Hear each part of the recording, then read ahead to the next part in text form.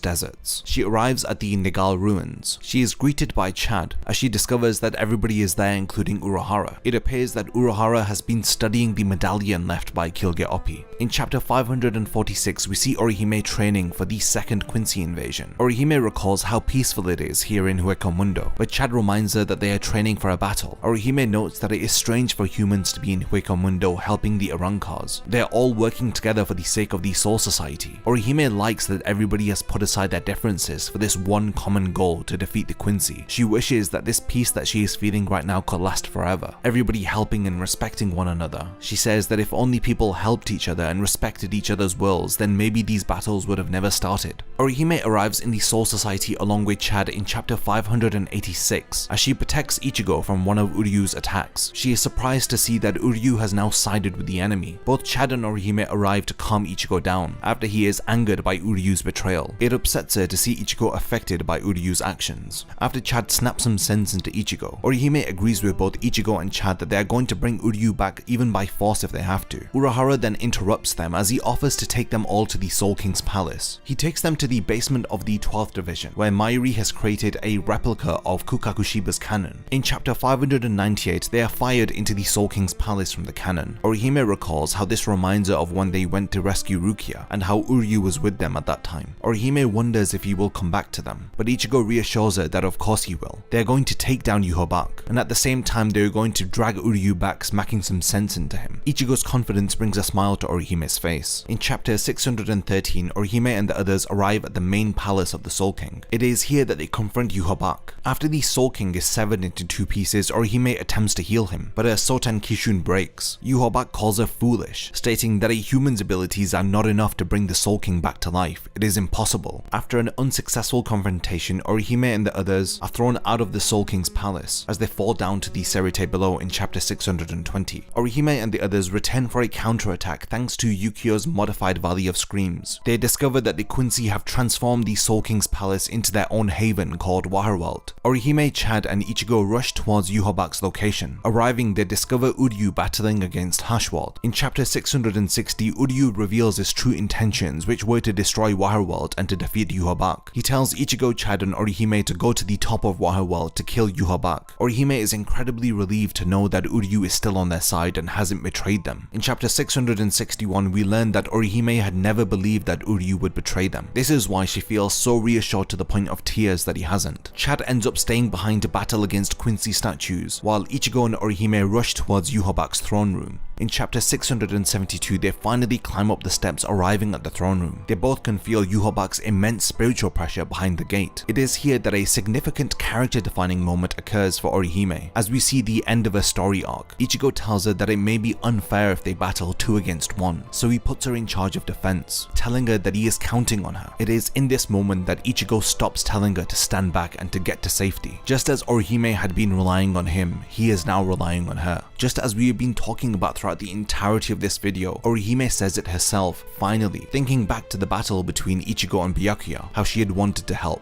Even during the battle between Ichigo and Grimmjow, has she desired to assist him. She has finally gained the acceptance that she was seeking. She can now finally fight to protect Ichigo, just as Ichigo has been fighting to protect her. The sword and the shield have finally become one. Together, they walk into Yhwach's palace. Yhwach attacks Ichigo with a dark spiritual energy, but Orihime blocks it using one of her shields. Orihime continues to heal Ichigo's wounds as he continuously strikes Yhwach. When Yhwach strikes towards Ichigo in chapter 675, he calls out to her and she summons a shield to protect them. Orihime admits in this moment that she was struggling to keep up with Ichigo. She could barely hold on to him to tell him to wait, but when Ichigo had slowed down and looked back at her face, she felt that Ichigo had a plan. She didn't see the face of somebody who had given up hope. She had seen Ichigo confident and determined to execute his plan to defeat the opponent. In chapter 675, Ichigo undergoes a transformation as his sword turns white. Orihime recalls the Vastolore transformation as she looks on in shock. She witnesses Ichigo's hollow transformation in chapter 676, but she is reassured that Ichigo is still himself. Ichigo tells her not to worry, recognizing that she is concerned. Ichigo then tells her to protect herself from his Ryatsu by spreading out her shield. A large explosion erupts as Ichigo charges towards Yhwach. In chapter 678, Yhwach begins to overpower Ichigo. When she summons a shield to protect Ichigo from one of his attacks, Yhwach cuts through it as if the shield wasn't there. Orihime is shocked to know that her defensive ability didn't work. work. After Ichigo and Orihime are made to feel despair at the sheer power of Yhwach, he knocks the two of them unconscious and leaves. Later, Rukia and Renji arrive to assist Orihime and Ichigo. As Orihime tells Rukia about Yhwach's power, she is disappointed in herself that she wasn't able to fix Ichigo's Zanpakuto, as her ability to reject cannot fix something that's been broken in the coming future. Orihime apologizes to Ichigo that he can no longer fight, but once Tsukishima arrives and uses his ability Book of End on Ichigo, she is able to restore Ichigo's Tensei Zangetsu to his original state, and with this, Ichigo is now able to challenge Yhwach once more. We don't see Orihime again really in the 1000-Year Blood War arc, but we do see her in the epilogue of the series. In chapter 686, 10 years after the defeat of Yhwach, we learn that Orihime has married Ichigo, and they have a son called Kazuo Kurosaki. We also learn that she is still able to use all of her abilities, as she is using one of her spirits Tsubaki to keep an eye on Kazuo. Orihime's constant faith in Ichigo supported him throughout the entirety of the series. Despite having a difficult past, she was able to manifest an ability which defies even the gods. When reality gets too much for her, she can reject it. Ichigo may have left a lasting impression on her and made it so that she could talk about the difficult things in her life with a smile, but she too has left a lasting impression on so many characters, including one of the most cruel and cold-blooded villains, Ulquiorra. She was able to make him feel what it means to have a heart, just as her powers have continued to grow from each successive story arc. She too as a character has continued to grow from the shy and timid girl that we saw right at the beginning of the story. As an empowered character, she was able to fight side by side with the protagonist, her desire finally fulfilled. Despite the ending of the 1000-Year Blood War arc being rushed, this is one aspect of it which I always loved. I loved how Kubo concluded each fear that Orihime had, the first of which was a fear of never fighting alongside Ichigo and always seeing his back, while she stayed back doing nothing, and the second being the fear that Ichigo would lose himself to his hollow. Both of these fears were resolved. In the end, Orihime ended up getting the life that she wanted, a life where she will never have to say goodbye to those halcyon days.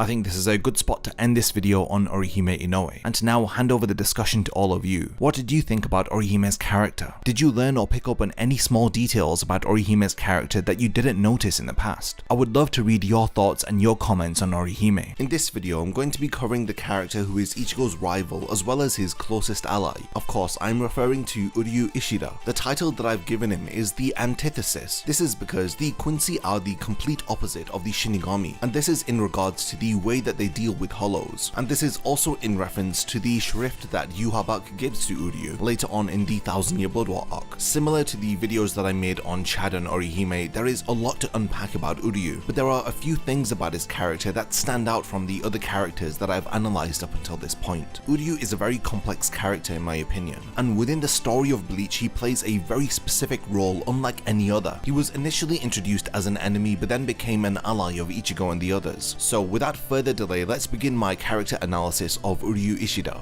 Uryu first appears within chapter 29 of the manga and in episode 7 of the anime. His appearance gives off the feeling that he likes to keep himself to himself, with his iconic glasses and his black slicked down hair which frames the side of his face. You will also notice his blue eyes which complement the fact that he is a Quincy, and his very tall and slender build. And when it comes to the Quincy uniform, it directly contrasts the Eastern design of the Shinigami Shihakusho. In my opinion, the design of the Quincy uniform takes a lot of inspiration from Western clothing, adding to this idea that Uryu is the direct opposite of Ichigo or the Shinigami. Uryu appears throughout the story of Bleach, but his most significant appearances occur within the 1000-Year Blood War arc, and when I discuss that portion of the series, I'm going to be talking about his connection to Yhwach, in particular about how they both share the same shrift of the letter A. Yhwach has the Almighty, while Uryu has the Antithesis. This results in Uryu being the only Quincy with the ability to actually counter Yhwach. Similar to Uryu's grandfather Soken Ishida, Uryu operates on the principle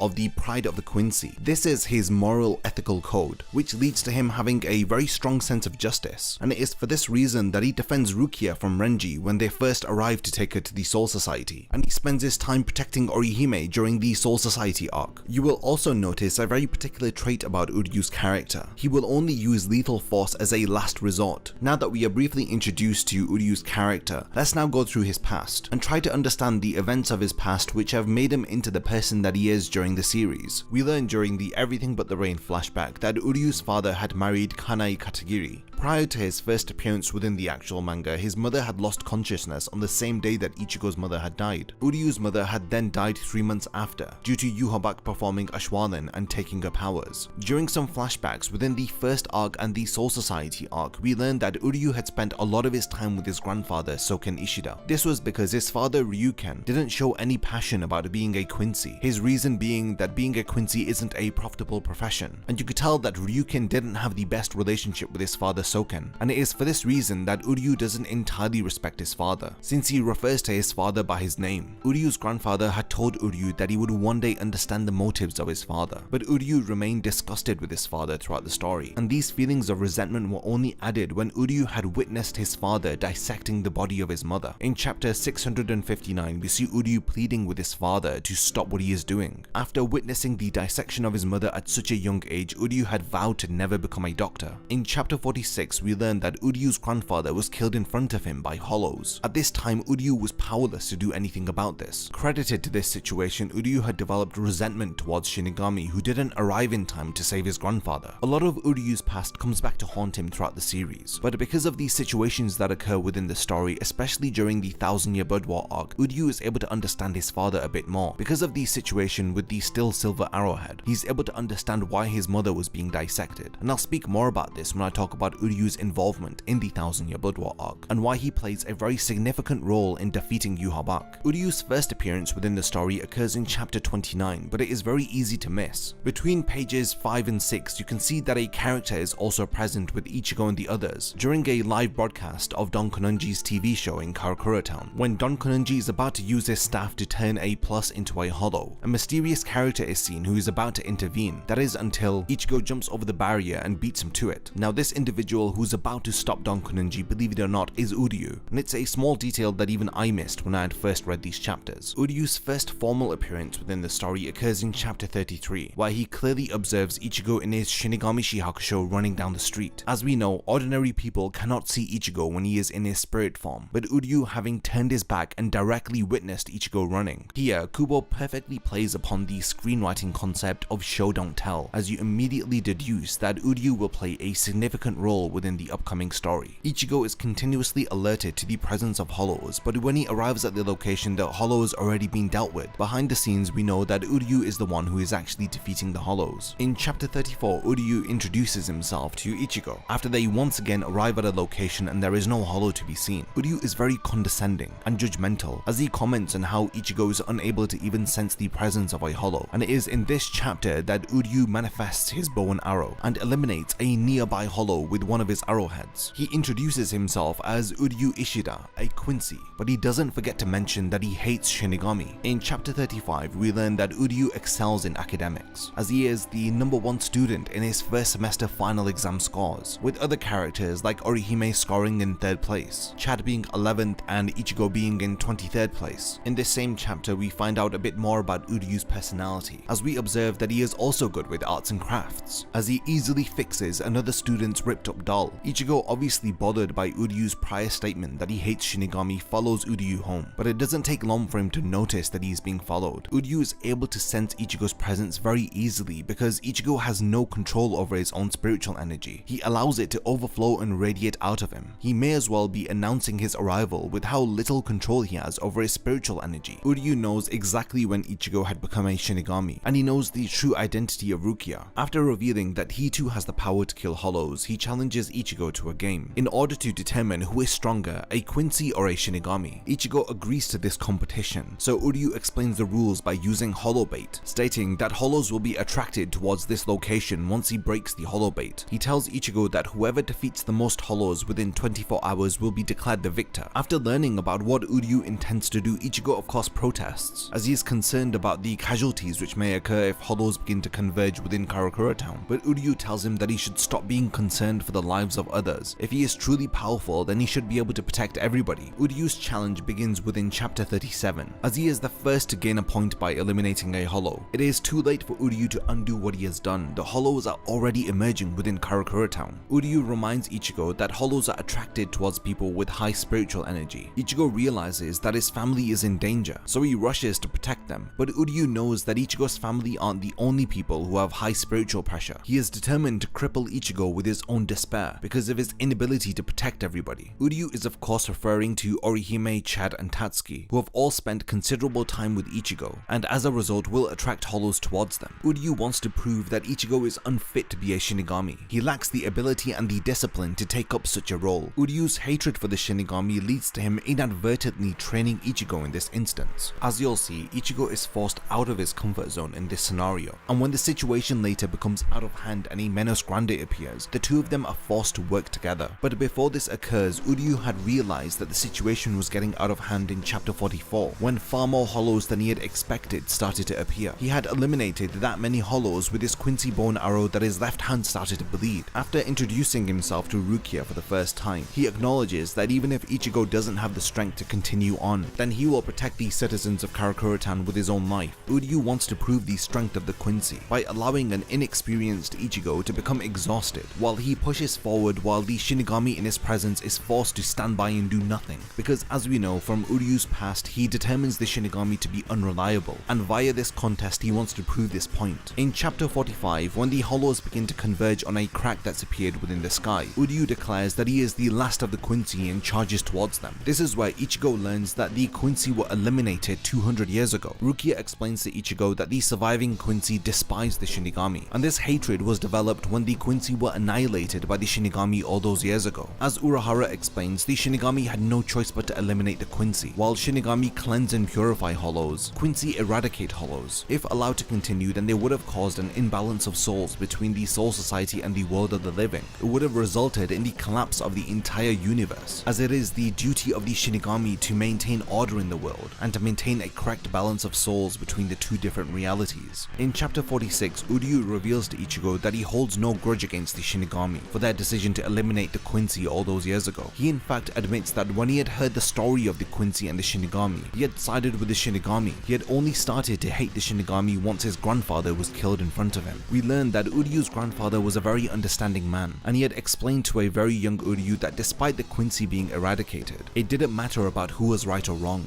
He explains to Uryu that the most important lesson to learn from this is how to never let this happen again. He tells him that seeing the sad faces of humans, Quincy's or even Shinigami pains him. Uryu reveals that his grandfather, who was also his master, had taught him to never hate anybody. Since he was one of the last surviving Quincy, he was under constant watch by the Shinigami. He had desired for both Quincy and Shinigami to work together. It was well known that Shinigami within the Soul Society are quite late to respond to hollows that appear within the real world. He had argued that it would be preferable to have some Quincy's in the real world who could quickly respond to hollows and to eradicate them quickly before they cause casualties. But the Shinigami had continued to dismiss these suggestions, telling Soken Ishida not to interfere with their work, and it is because of their ignorance that Soken Ishida ended up dying. In the end, Soken Ishida was killed by 5 large hollows, and it was evident that he was no match against them. Uryu helplessly watched on as the Shinigami were too late to respond. They had arrived 2 hours after his granddad had started to fight the hollows, but Soken Ishida had already been dead an hour before they had arrived. Uryu laments that if the Soul Society had taken up the philosophy of Uryu's grandfather, then he would still be alive today, if they had only recognized the strength that the Quincy's have. The whole purpose of this exercise was for Uryu to demonstrate to Ichigo the strength of the Quincy's, something that his grandfather wasn't even able to do. And it is for this reason that he is refusing Ichigo's help in this battle against the hollows. Because he is a Shinigami, they have very different ways of thinking.